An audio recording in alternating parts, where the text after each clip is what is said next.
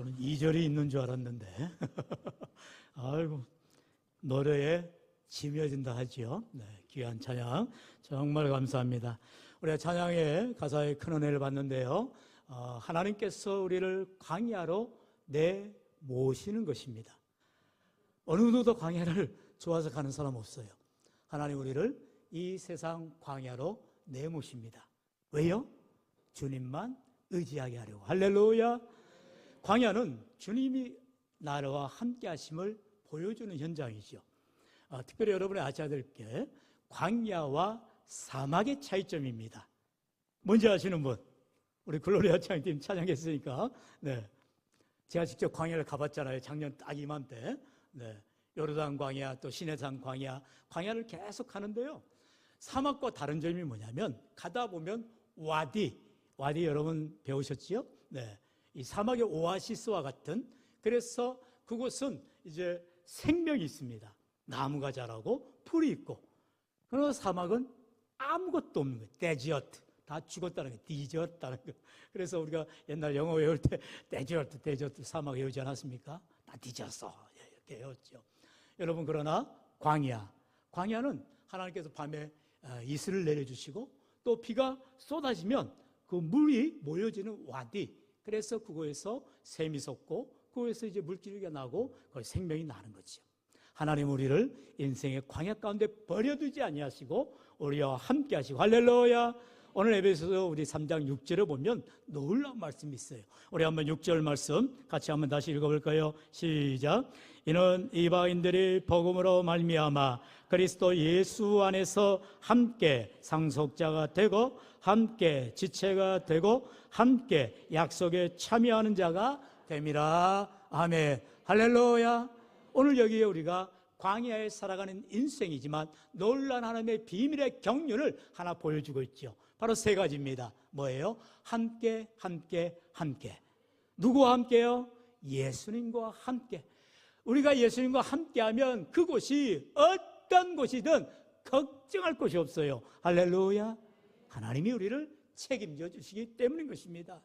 내가 지금 광야에 있다고 여러분 원망하고 불평하고 짜증낼 이유가 없어요. 그것이 광야면 무엇이에요?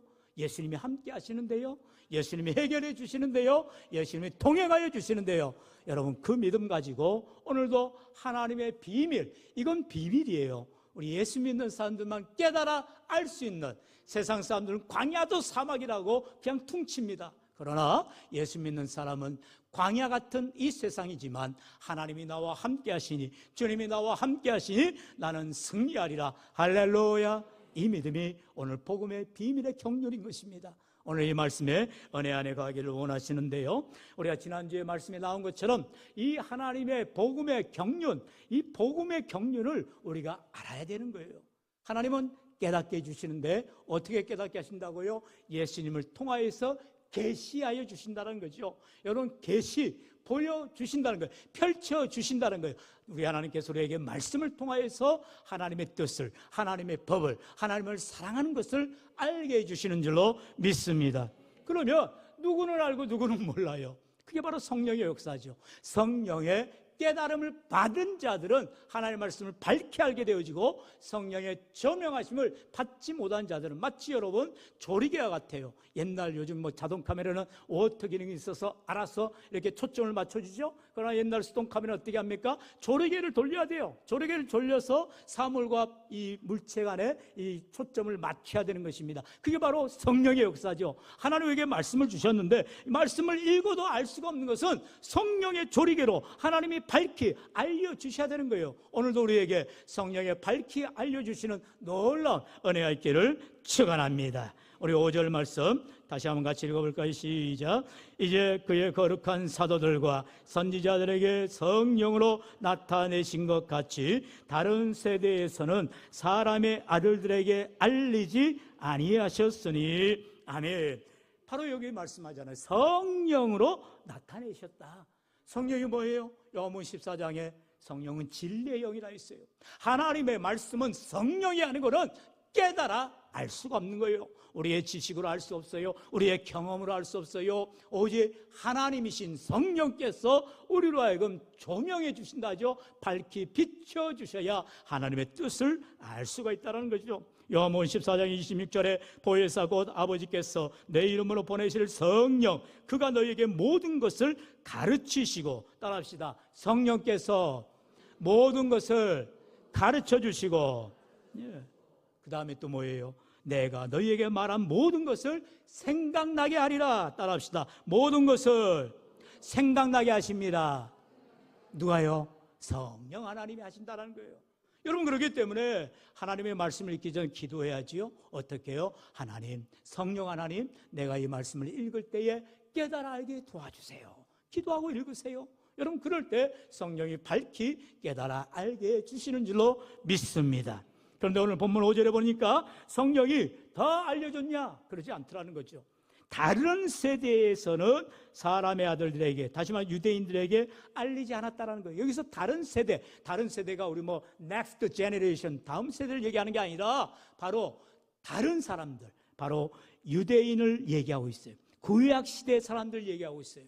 예수님께서 말씀이 육신이 되셔서 오신 신약 시대 이전, 이제 말씀으로 계셨던, 이제 영으로 계셨던 우리 하나님이 계시던 그 구약 시대에는 아무리 선지자를 통하여서 하나님이 말씀하지만 예수님께서 성령을 보내주셔서 깨닫게 하신 지금 시대, 신약 이후의 시대하고는 전혀 다른 시대였다는 거죠. 그러니까 바로 그림자, 하나님의 말씀에 대해서 제대로 알지를 못했다는 거예요.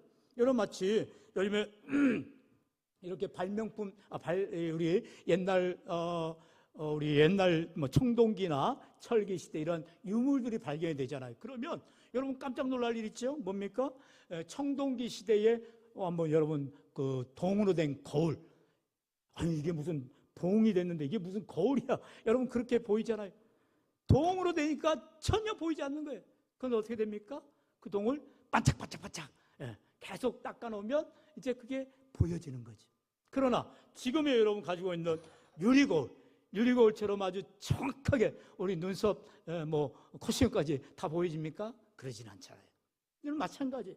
옛날에 예수님 오시기 전에, 성령을 보내주시기 전에는 마치 청동기 시대의 그런 청도로 만든 거울처럼 보기는 뭐예요? 이게 얼굴이구나, 이게 눈썹이구나, 짐작은 가지만 정확하게 보이지는 않다라는 거죠. 바로 예수님 자체가, 말씀 자체가 이제 우리에게 오셔서 우리를 깨닫게 해주시고 성령으로 밝히 알려주실 때에야 비로소 우리가 성령으로 말씀을 이해하게 되고 알게 된다는 거죠.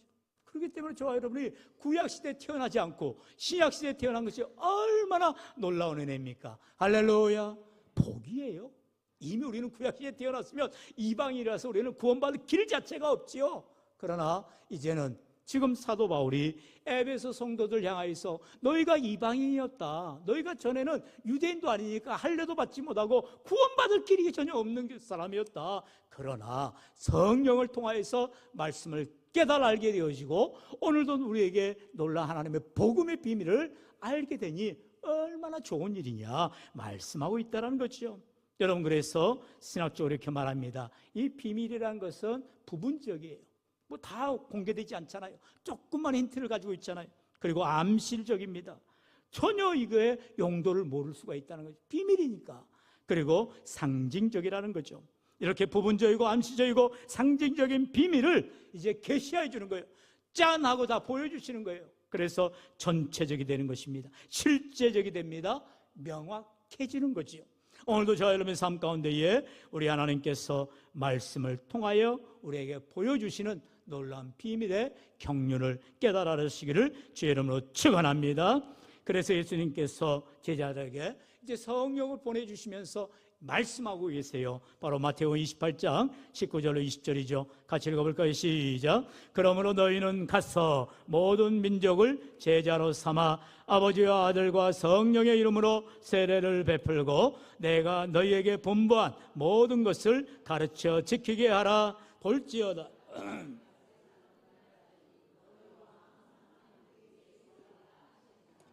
아멘.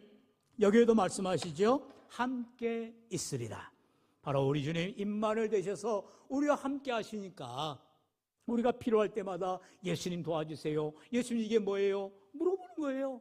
기도하는 거죠. 성령의 조명하심을 통하여서 우리에게 알려주신다라는 것입니다. 그러므로 오늘도 여러분의 삶 가운데에 복음의 비밀을 깨달아 알아서 이제는 나만 아는 것이 아니라 이 비밀이 계시되어지도록 모두에게 알려지도록 우리는 복음을 전해야 될 사명이 있다는 것이죠. 그래서 복음의 말씀의 능력이 나타납니다. 우리 7절 같이요, 시작. 이 복음을 위하여 그의 능력이 역사하시는 대로 내게 주신 하나님의 은혜의 선물을 따라 내가 일꾼이 되었노라. 아멘. 이 복음을 위한 일꾼이 되었다라고 사도 바울이 지금 말하고 있어요.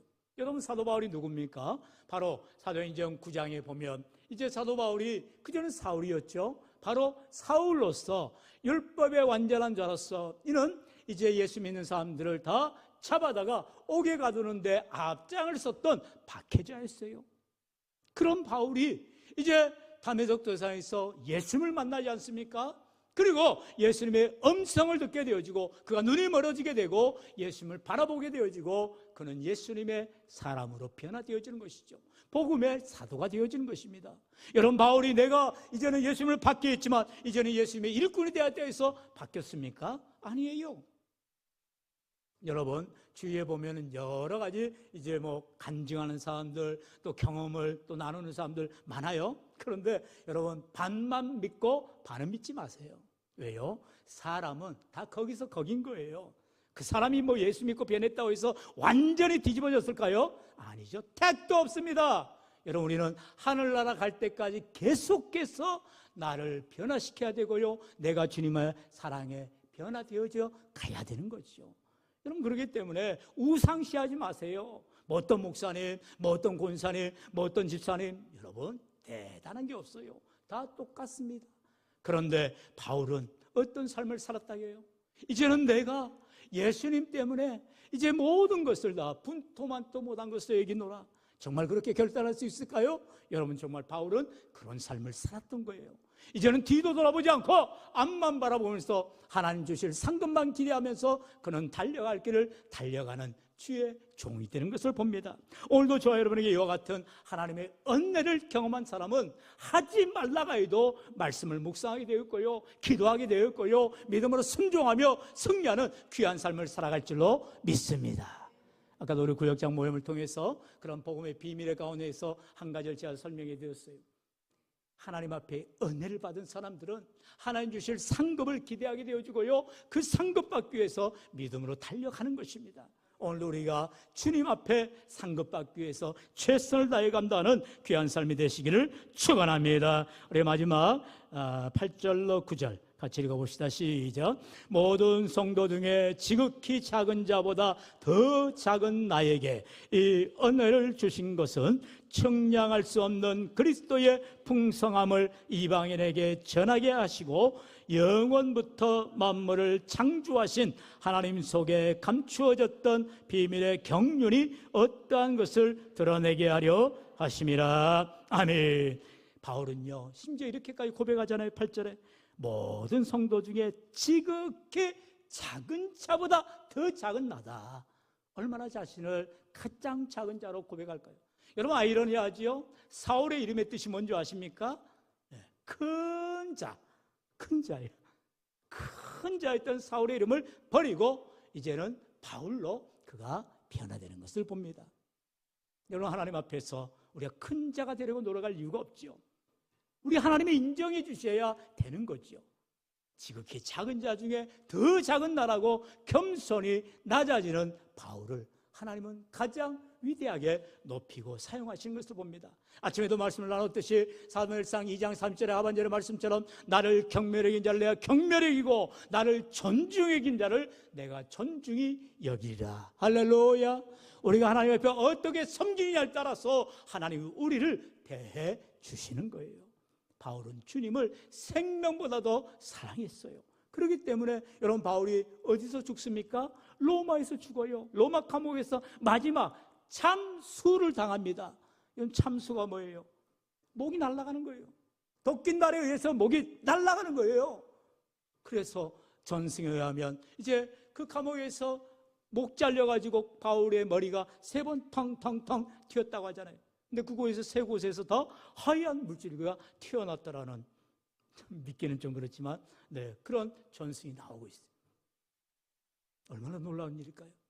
바울이 목 잘려지면서까지 선교에 이슬이 되어야 했던 이유가 뭐라고요?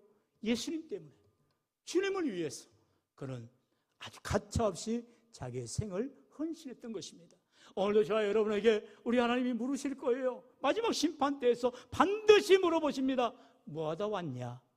나를 위해 뭐하다 왔냐? 물으신다는 거예요. 그러면 주님, 제가 주님을 위해서 아무것도 한 것이 없네요. 우리는 그저 무익한 종입니다라고 밖에 말할 게 없어요. 그럴 때 우리 하나님이 말해 주시는 거예요. 야야, 아니야, 너 이때 이렇게 했고 이때 이렇게 했고 나를 위해서 너무나도 애를 썼다.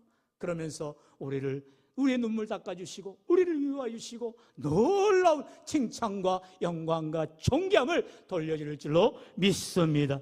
그 날을 바라보시고요, 우리는 오늘도 내게 주어진 귀한 믿음의 일을 잘 감당하는 자들이 되어야 할 줄로 믿습니다. 바울은 이러한 삶, 바로 그리스도의 풍성함을 체험했기 때문에 그 그리스도의 사랑의 풍성함을 증거하기에 최선을 다한 삶을 살게 되었다라는 것입니다. 오늘도 우리의 삶 가운데에 과거에는 내가 하나님 앞에 박해자여 비방자여 조롱자였을지 몰라도 이제는 예수님의 정이 되어서 일꾼이 되어서 하나님의 귀한 사람들로 사명 감당할 때에 우리 앞에 서게 되는 날, 잘했도다 착하고 충성된 요로 칭찬과 영광과 존귀함을 돌리는 저와 여러분 모두가 되시기를 주의 이름으로 간절히 축원합니다.